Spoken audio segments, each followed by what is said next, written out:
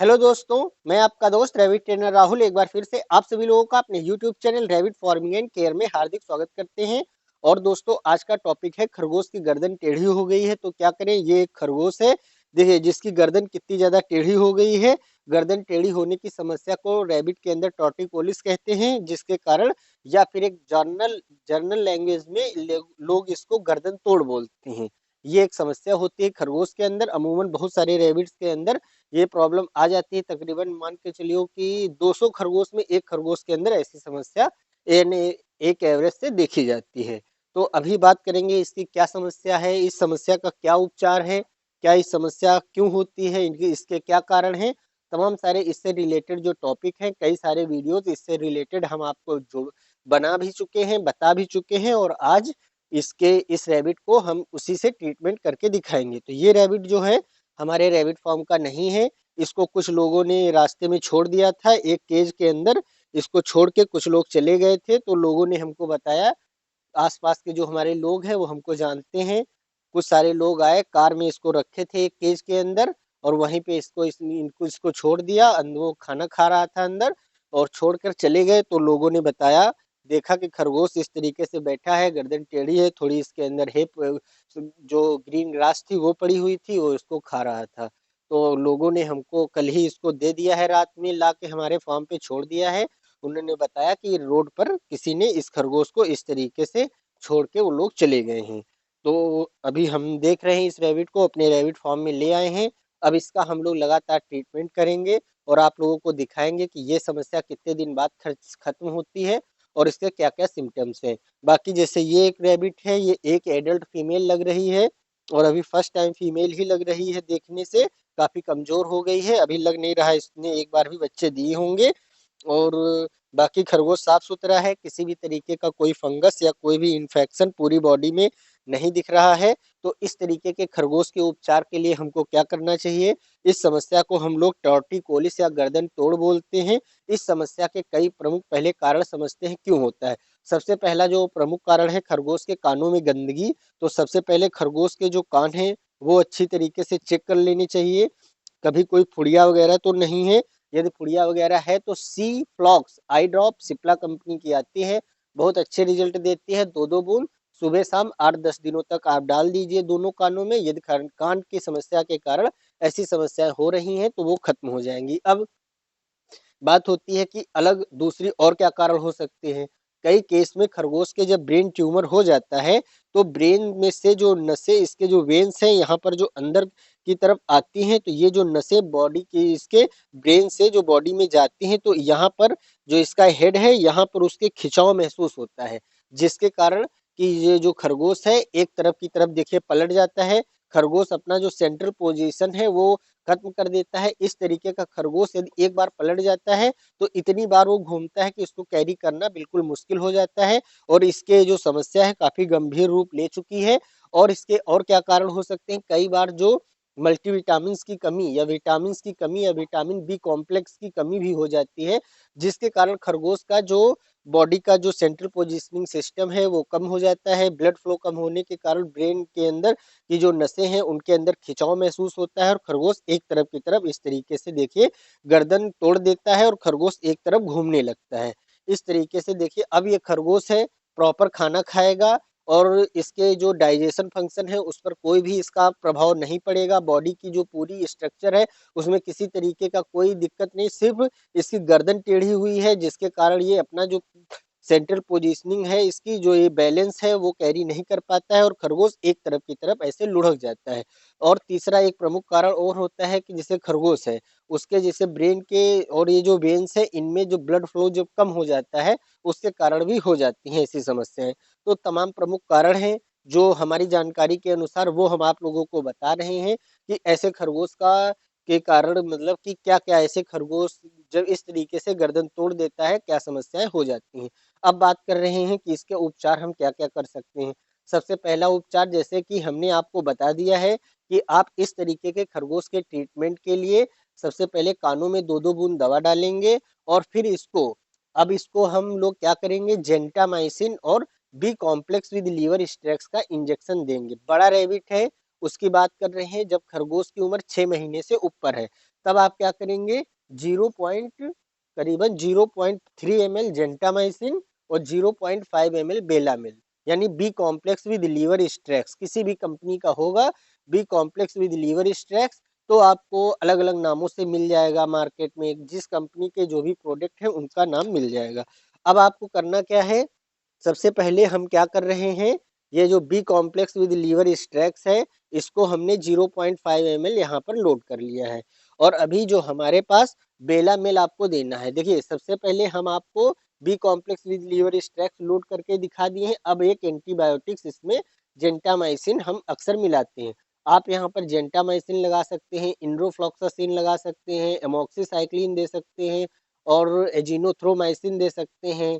इस तरीके से तमाम सारे जो एंटीबायोटिक्स हैं वो आप यूज कर सकते हैं, डेक्सामेथेसोन यूज कर सकते हैं और ये ऑक्सीटेट्रासाइक्लिन यूज कर सकते हैं। लेकिन हम जो यूज करते हैं B complex with liver extract and gentamicin. तो अभी हम क्या कर रहे हैं, आधा ml इसको हम जेंटामाइसिन का इंजेक्शन दे रहे हैं।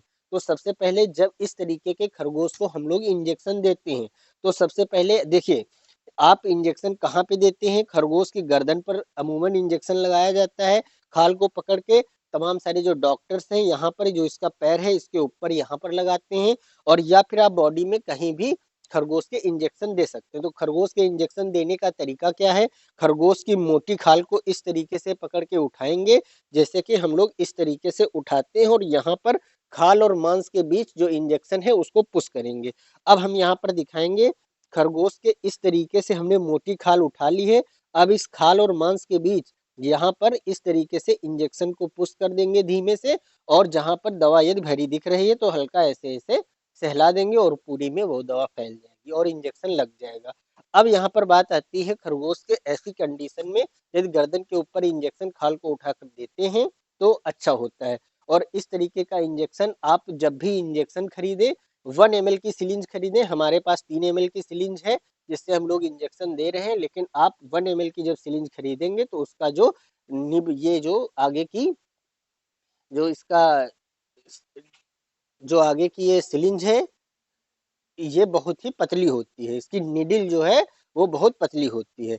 अब बात करते हैं जब खरगोश के इंजेक्शन देते हैं, देखिए इस तरीके के खरगोश का जो पोजीशनिंग सिस्टम है वो बेकार होता है, या वो बार बार पलट जाता है, इंजेक्शन लगने में बहुत समस्या पैदा करता है। इस तरीके से आप इंजेक्शन यहाँ पर देंगे, यदि इंजेक्शन नहीं लग पाया, खरगोश घूम गया तो कहीं आगे चला गया तो इसके ब्रेन के अंदर कुछ सकता है या ब्रेन के अंदर इंजरी पैदा कर सकता है। तो इसलिए जब खरगोश बिल्कुल भी बैलेंस नहीं बना पा रहा है तो आप कोशिश करिए, खरगोश को अपने सामने बिठाइए इस तरीके से और इसके ब्रेन से इस तरीके से इंजेक्शन दीजिए, ताकि इस यदि ये हिल भी जाता है, किसी भी तरीके से कोई प्रॉब्लम कर देता है तो ये जो निडिल है ये इसके ब्रेन के अंदर नहीं जाएगी।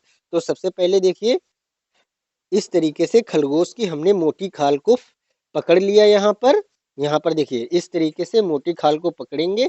इस तरीके के खरगोश को इंजेक्शन लगाना बहुत दिक्कत होती है, लेकिन हमको काफी अनुभव है। देखिएगा अभी बहुत ही आसानी के साथ इस इंजेक्शन को हम खरगोश के अंदर लगा देंगे, धीरे धीरे पुश करिएगा और देखिए कितनी आसानी से खरगोश के इंजेक्शन लग गया। और जहां पर भी ये जो हमारी दवा है अंदर की ओर चली गई है स्किन के अंदर, उसको धीरे धीरे हमने पुश कर दिया है और खरगोश ने कितनी आसानी से इंजेक्शन यहाँ पर लगवा लिया आपने। तो आप यदि यहाँ गर्दन के ऊपर आपको इंजेक्शन लगाने में कोई दिक्कत हो रही है तो आप यहाँ पर स्किन को पकड़ेंगे और इस तरीके से स्किन को उठाएंगे और धीरे से यहाँ पर इंजेक्शन ना ही पतली खाल में लगे और ना ही नीचे मांस में कुछ, यहाँ पर पुश करके और धीरे से ड्रॉपर को ऐसे पुश कर देंगे और खरगोश का इंजेक्शन लग जाएगा।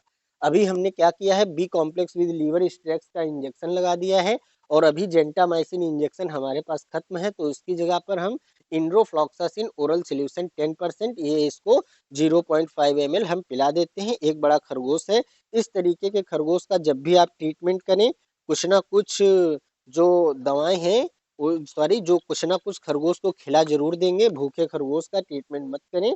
इस तरीके का खरगोश लीवर में कोई समस्या न होने के कारण धीरे धीरे खा लेता है। अब ये समस्या जब और ज्यादा बढ़ जाएगी तो इसकी गर्दन बहुत ज्यादा घूम जाएगी और फिर खरगोश एक तरफ की तरफ बैलेंस ही नहीं बना पाएगा और खाना भी नहीं खा पाएगा और तड़प तड़प के मरेगा। ऐसे खरगोश को दवा पिलाना भी एक कठिन काम होता है। देखिए इस तरीके से पकड़ा हमने इसके आगे के दोनों दांतों के इधर उधर करके धीरे धीरे हमने ड्रॉपर को पुश कर दिया और खरगोश हमारा दवा पी लिया। इस तरीके से आप खरगोश को दवा पिला सकते हैं। अभी और इसके साथ आपको क्या करना है, और जल्दी यदि आपको रिजल्ट चाहिए तो B complex with liver extract के साथ जेंटामाइसिन। बड़े खरगोश के लिए फिर बता दें 0.3 ml जेंटामाइसिन किसी भी तरीके का ईयर इन्फेक्शन या कोई भी इन्फेक्शन होगा वो खत्म करेगी। B complex with liver extract, B complex क्या करता है कि बॉडी के अंदर जो भी खाना है उससे ज्यादा एनर्जी लेता है, खरगोश की हड्डियों को मजबूत करता है, जो नसें हैं उनके अंदर ब्लड सर्कुलेशन को अच्छे से बढ़ाता है, और इस तरीके से जो भी समस्याएं हैं खरगोश के लंबे समय में ठीक होती हैं। इस तरीके का खरगोश जब हो जाता है तो ये इंजेक्शन सुबह शाम हम इसको तकरीबन रोजीना देते रहते हैं, और 1% का भी असर आपको 15 से 20 दिन बाद दिखता है। बहुत लंबे समय के बाद इसमें असर दिखता है। और खरगोश, कुछ खरगोशों की जिनकी गर्दन बहुत ज्यादा टेढ़ी हो जाती है, वो सही होते भी हैं तो 90-95% तक हो पाते हैं। हल्की सी एक माइनर गर्दन टेढ़ी हमेशा के लिए बनी रहती है। और यदि ब्रेन ट्यूमर की शिकायत होती है तो कई बार खरगोश रिकवरी नहीं भी कर पाता है। तो आपको इस तरीके की समस्या यदि खरगोश के आ गई है तो 1% फायदे के लिए भी आपको करीबन 20 दिनों का इंतजार करना पड़ेगा। और अभी आप और अधिक जल्दी फायदा चाहते हैं तो बी कॉम्प्लेक्स और विद लीवर स्टैक्स के और जेंटामाइसिन के इंजेक्शन के साथ साथ आप कोई भी बी कॉम्प्लेक्स का अच्छा सिरप खरीद सकते हैं। हम अपने खरगोश को अभी सिनोकैल, जो हमारा ये हर्बल सिनोवेट इंडिया कंपनी का सिनोकैल चिलेटेड मिनरल फोर्ट कैल्शियम है, इसको 1 ml डेली, दिन में 2 बार, एक बार हम इसको पिलाते रहेंगे। 2 ml इसके खाने में मिला के दे देंगे, और यदि आप डायरेक्ट पिलाइए तो 1 ml पिला दीजिए, जिससे बॉडी के अंदर जो भी कैल्शियम की कमी है और मिनरल्स की कमी है वो भी पूरी होती रहे। और यदि आप मार्केट से खरीदना चाहते हैं तो कोई अच्छा बी कॉम्प्लेक्स का जो सिरप है वो मार्केट से आसानी से खरीद सकते हैं। तो इस तरीके से आप प्रयास करेंगे तो आपका खरगोश कुछ दिनों में सही हो जाएगा। अब इनकी हम कोशिश करते हैं कि महीने 1.5 महीने इनका इलाज चलेगा तो भी ये सही होंगे। तो दोस्तों मिलते हैं अगले वीडियो में बहुत अच्छी और खास जानकारियों के साथ। तब तक के लिए थैंक यू।